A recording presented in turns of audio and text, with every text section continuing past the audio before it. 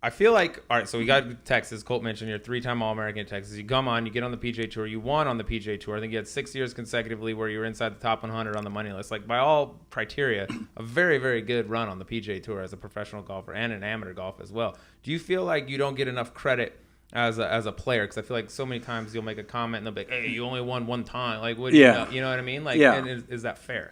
Well, no, I mean, look, people use it to criticize me in an effort to invalidate my opinion, and I find it comical personally. One, I don't care what people want to or how people want to categorize my career. I would, by almost any standards, call what I did in golf extraordinary.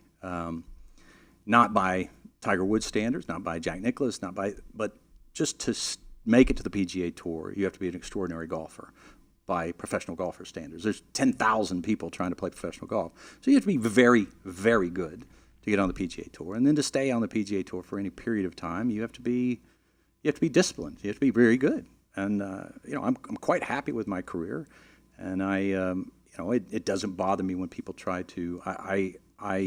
The only thing I really think when people try to criticize my career to make less valid my comments is that you just haven't done your homework and you don't really understand what you're talking about. I got to 57th in the world. Now, in a world where there's 10,000 people trying to play professional golf, you choose any profession in the world and find me the 57th best at it in the world, whether it's the legal world, any profession. I don't care what it is. Surgery. They're extraordinary what they did. Absolutely extraordinary. By any standard, they're extraordinary. So I find it somewhat comical when people try to criticize my career.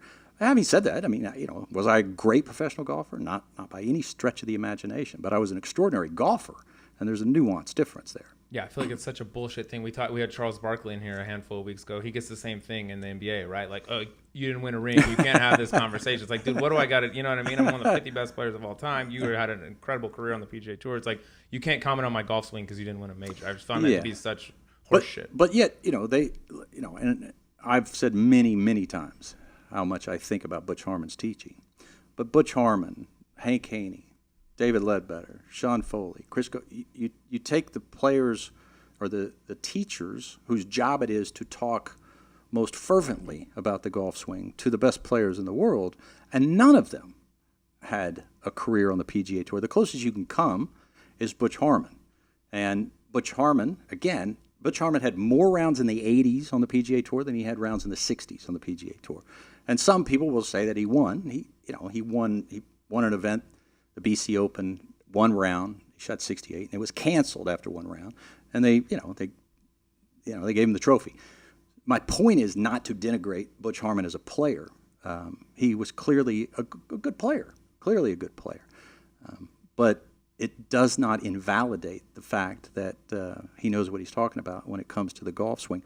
When you look at most great coaches or analysts, they came from a place where they struggled competitively, so they were forced to dig in deep to understand the nuances of the game.